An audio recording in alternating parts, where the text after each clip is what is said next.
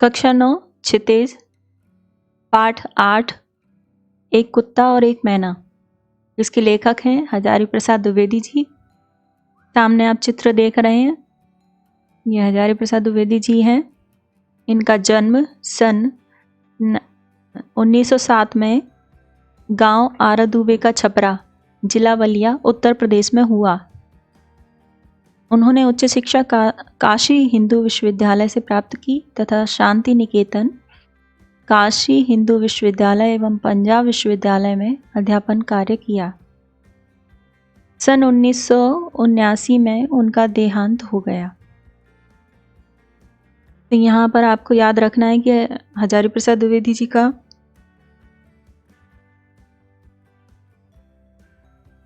जन्म कब हुआ था और कहाँ हुआ था, इसी प्रकार उनका देहांत कब हुआ। ये जो ओटी वाले प्रश्न आते हैं उनमें पूछे जा सकते हैं। साहित्य का इतिहास, आलोचना, शोध, उपन्यास और निबंध लेखन के क्षेत्र में द्विवेदी जी का योगदान विशेष उल्लेखनीय है। अशोक के फूल, पुटज, कल्पलता इत्यादि ललित निबंध, ये इनके ललित निबंध हैं। 4 उपन्यास, बाणभट्ट की आत्मकथा, चारुचंद्र लेख, पुनर्नवा, अनामदास का पोथा और आलोचना साहित्य हैं इनके। हिंदी साहित्य का उद्भव और विकास, हिंदी साहित्य की भूमिका, कबीर, ये सभी इनकी प्रसिद्ध कृतियां हैं। उन्हें साहित्य अकादमी पुरस्कार एवं पद्म भूषण अलंकरण से सम्मानित किया गया। द्विवेदी जी ने साहित्य की अनेक विधाओं में उच्च कोटि की रचनाएं की। उनके ललित निबंध विशेष उल्लेखनीय हैं। जटिल, गंभीर और दर्शन प्रधान बातों को भी सरल, सुबोध एवं मनोरंजक ढंग से प्रस्तुत करना द्विवेदी जी के लेखन की विशेषता है। उनका रचनाकर्म एक सहृदय विद्वान का रचनाकर्म है, जिसमें शास्त्र के ज्ञान, परंपरा के बोध और लोक जीवन के अनुभव का सृजनात्मक सामंजस्य है।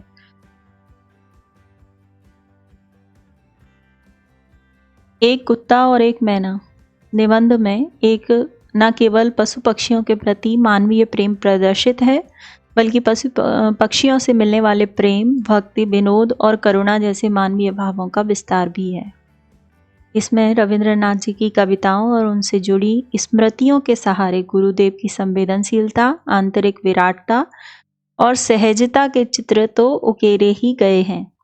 पशु पक्षियों के संवेदनशील जीवन का भी बहुत सूक्ष्म निरीक्षण है। यह निबंध सभी जीवों से प्रेम की प्रेरणा देता है।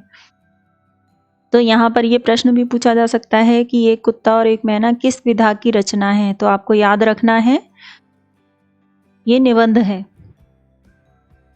अब हम पाठ पढ़ेंगे, एक कुत्ता और एक मैना। इस पाठ को पढ़ते समय आपको जो व्याकरण में कराए गए हैं, समास, संधि, तो आप इस पाठ को पढ़ते समय इसमें ये भी देखते जाएं कि कहाँ पर समास आया है, कहाँ संधि है, कहाँ मुहावरे हैं। ये सब आपको ढूंढ के मुझे बताने हैं। पाठ का नाम है एक कुत्ता और एक मैना। आज से कई वर्ष पहले गुरुदेव के मन में आया कि शांति निकेतन को छोड़कर कहीं अन्यत्र जाएं। स्वास्थ्य बहुत अच्छा नहीं था, शायद इसीलिए या पता नहीं क्यों तय पाया कि वे श्री निकेतन के पुराने तिमंजिले मकान में कुछ दिन रहें। शायद मौज में ही आकर उन्होंने यह निर्णय किया हो। वे सबसे ऊपर के तल्ले में रहने लगे। उन दिनों ऊपर तक पहुंचने के लिए लोहे की चक्करदार सीढ़ियां थीं और वृद्ध और क्षीण बपू रविंद्रनाथ के लिए उस पर चढ़ना असंभव था। फिर भी बड़ी कठिनाई से उन्हें वहां ले जाया जा सका। उन दिनों छुट्टियां थीं, आश्रम के अधिकांश लोग बाहर चले गए थे। एक दिन हमने सब परिवार उनके दर्शन की ठानी। दर्शन को मैं जो यहाँ विशेष रूप से दर्शनीय बनाकर लिख रहा हूँ, इसका कारण यह है कि गुरुदेव के पास जब कभी मैं जाता था तो प्रायः वे यह कहकर मुस्कुरा देते थे कि दर्शनार्थी हैं क्या। शुरू शुरू में मैं उनसे ऐसी बांग्ला में बात करता था जो वस्तुतः हिंदी मुहावरों का अनुवाद हुआ करती थी। किसी बाहर के अतिथि को जब मैं उनके पास ले जाता तो कहा करता था एक भद्रलोक आपनार दशनेर जन्य ऐसे छेन। यह बात हिंदी में जितनी प्रचलित है उतनी बांग्ला में नहीं, इसलिए गुरुदेव जरा मुस्कुरा देते थे। बाद में मुझे मालूम हुआ कि मेरी यह भाषा बहुत अधिक पुस्तकीय है और गुरुदेव ने उस दर्शन शब्द को पकड़ लिया था। इसलिए जब कभी मैं असमय में पहुंच जाता था तो वे हंसकर पूछते थे, दर्शनार्थी लेकर आए हो क्या? यहाँ यह दुख के साथ कह देना चाहता हूँ कि अपने देश के दर्शनार्थियों में इतने प्रगल्भ अर्थात बाचाल होते थे कि समय असमय, स्थान अस्थान, अवस्था अनवस्था की एकदम परवाह नहीं करते थे और रोकते रहने पर भी आ ही जाते थे। ऐसे दर्शनार्थियों से गुरुदेव कुछ भीत से रहते थे। अस्तु मैं बाल बच्चों के एक दिन श्री निकेतन जा पहुंचा। कई दिनों से उन्हें देखा नहीं था। गुरुदेव वहां बड़े आनंद में थे, अकेले रहते थे, भीड़ भाड़ उतनी नहीं होती थी जितनी शांति निकेतन में। जब हम लोग ऊपर गए तो गुरुदेव बाहर एक कुर्सी पर चुपचाप बैठे अस्तगामी सूर्य की ओर ध्यान स्थिमित नयनों से देख रहे थे। हम लोगों को देखकर मुस्कुराए, बच्चों से जरा छेड़छाड़ की, कुशल प्रश्न पूछे और फिर चुप हो रहे। ठीक उसी समय उनका कुत्ता धीरे धीरे ऊपर आया और उनके पैरों के पास खड़ा होकर पूंछ हिलाने लगा। गुरुदेव ने उसकी पीठ पर हाथ फेरा। वह आंखें मूंदकर अपने रोम रोम से उस स्नेह रस का अनुभव करने लगा। गुरुदेव ने हम लोगों की ओर देखकर कहा, देखा तुमने, यह आ गए।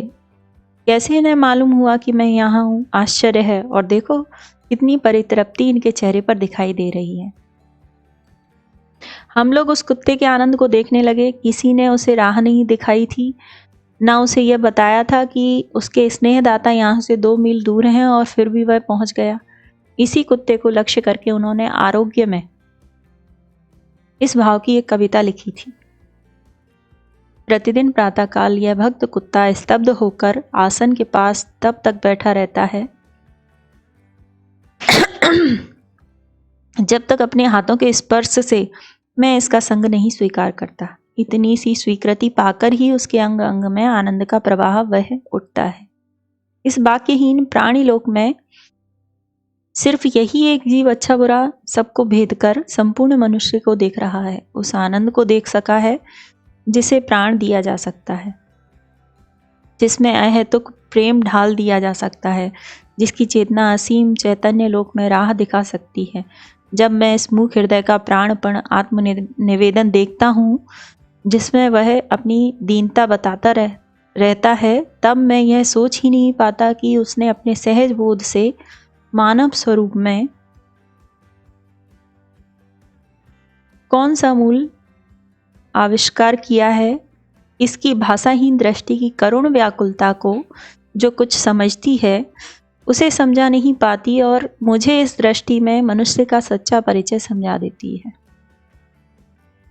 इस प्रकार कवि की मर्म भेदी दृष्टि ने इस भाषाहीन प्राणी की करुण दृष्टि के भीतर उस विशाल मानव सत्य को देखा है जो मनुष्य के अंदर भी नहीं देख पाता। मैं जब यह कविता पढ़ता हूँ तो मेरे सामने श्री निकेतन के तितल्ले पर की वह घटना प्रत्यक्ष सी हो जाती है। वह आंख मूंद कर अपरिसीम आनंद, वह मूक हृदय का प्राणापण, आत्मनिवेदन मूर्तिमान हो जाता है। उस दिन मेरे लिए वह एक छोटी सी घटना थी, आज वह विश्व की अनेक महिमाशाली घटनाओं की श्रेणी में बैठ गई है। एक आश्चर्य की बात और इस प्रसंग में उल्लेख की जा सकती है। जब गुरुदेव का चिताभस्म कोलकाता से आश्रम में लाया गया, तब उस समय भी वह न जाने किस सहज बोध के बल पर वह कुत्ता आश्रम के द्वार तक आया और चिताभस्म के साथ अन्य आश्रम वासियों के साथ शांत गंभीर भाव से उत्तरायण तक गया। आचार्य चिति मोहन सेन सबके आगे थे। उन्होंने मुझे बताया कि वह चिताभस्म के कलश के पास थोड़ी देर चुपचाप बैठा भी रहा। कुछ देर और पहले की घटना याद आ रही